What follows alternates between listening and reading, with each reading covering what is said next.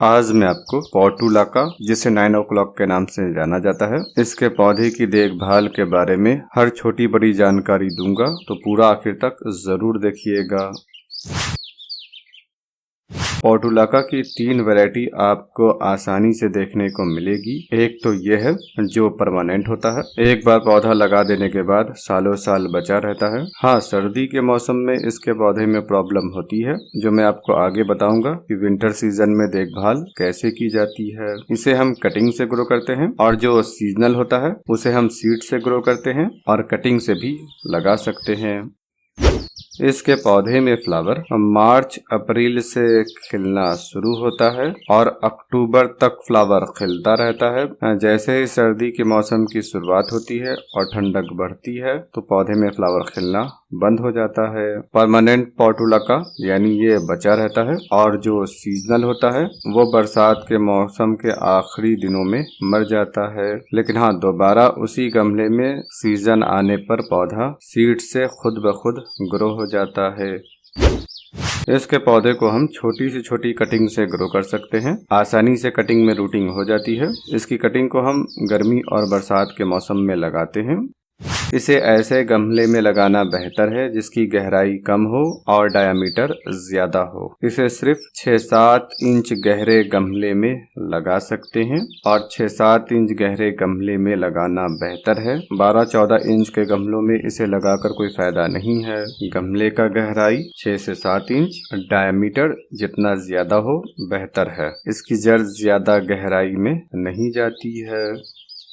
इसके पत्ते में और तने में पानी भरा होता है, जिस कारण से इसे वेल ड्रेन मिट्टी में ग्रो करना बेहतर है। हो तो जाता है ये किसी भी टाइप की मिट्टी में, लेकिन बरसात के दिनों में पानी की अधिकता से पौधा मरने लगता है। इसलिए बेहतर है कि वेल ड्रेन सॉइल में ग्रो कीजिए। इसके लिए आपको लेना है 40% मिट्टी, 30% कंपोस्ट और 30% सैंड। यदि सैंड नहीं है तो 60% मिट्टी, 20% कंपोस्ट और 20% कोकोपीट को ले सकते हैं। कोकोपीट भी नहीं है तो 60% मिट्टी, 20% कंपोस्ट और 20% राइस हस्क को ले सकते हैं। लेकिन इन तीनों टाइप की पोटिंग मिक्स में यदि आप पौधे को लगाना चाहते हैं तो नॉर्मल गमलों में लगाइए। यदि आप मेरी तरह हैंगिंग बास्केट में ग्रो करना चाहते हैं तो आपको ऐसी पोटिंग मिक्स का इस्तेमाल करना होगा जिसमें मिट्टी नहीं रहती है। इसके लिए आपको लेना है 50% कोकोपीट, 20% कंपोस्ट और 30% परलाइट। और दूसरे टाइप के पोटिंग मिक्स में आप ले सकते हैं 50% कोकोपीट, 20% कंपोस्ट, 20% परलाइट और 10% वर्मीकोलाइट। मैंने कोकोपीट, कंपोस्ट, परलाइट और वर्मीकोलाइट को मिलाकर लगाया है। पौधा सही से ग्रो कर रहा है और फ्लावर से भरा पड़ा भी है।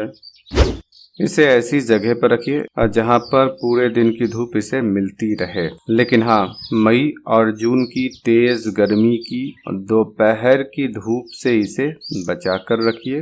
बाकी महीनों में इसे पूरे दिन की धूप में रखिए।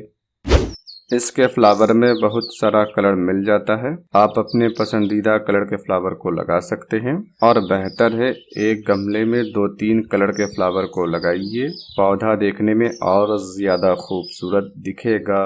इसके फूल की जिंदगी 1 दिन की होती है। 7-8 बजे फूल खिलता है और 11-12 बजे तक फूल मुरझा जाता है।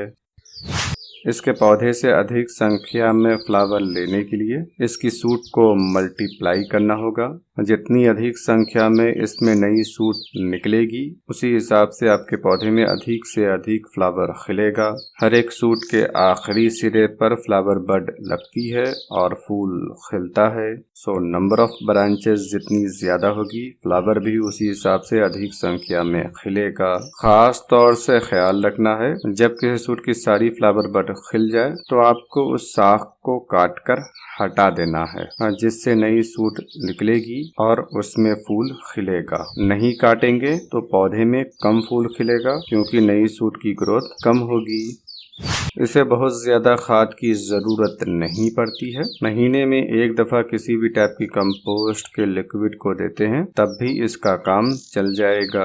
लेकिन आप पौधे से अधिक संख्या में फ्लावर लेना चाहते हैं तो महीने में एक दफा कंपोस्ट का लिक्विड दीजिए, गमले के हिसाब से 100 से 200 ml तक, और हर 15 दिन के अंतराल पर DAP को भी दीजिए गमले के हिसाब से। 10 इंच के गमले में यदि पौधा पूरी तरीके से भरा हुआ है तो 1 ग्राम DAP को हर 15 दिन पर देते रहिए। और जैसा कि मैंने बताया आपको इसमें कंपोस्ट का लिक्विड देना है।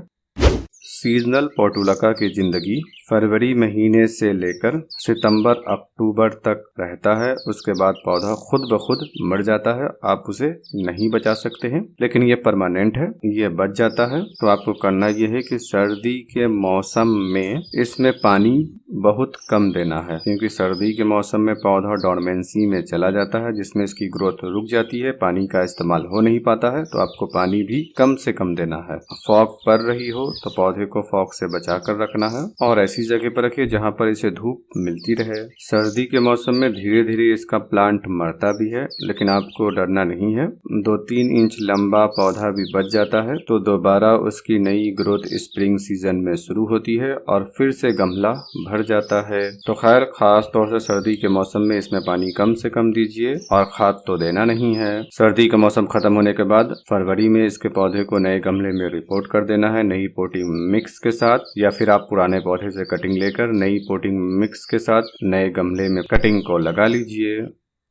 पानी देने में आपको डरना नहीं है, बस पानी कम देना है, क्योंकि इसकी ब्रांचेज में और पत्ते में पानी स्टोर रहता है। तो आपको पानी कम से कम देना है।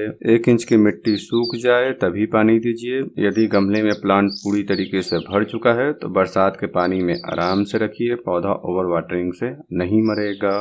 जिस तरीके से इस परमानेंट पोर्टुलाका के पौधे की देखभाल करना है, उसी तरीके से आपको इसके सीजनल पौधे की भी देखभाल करनी है। खाद पानी धूप उसी हिसाब से देना है। उम्मीद है आपको यह जानकारी पसंद आई होगी।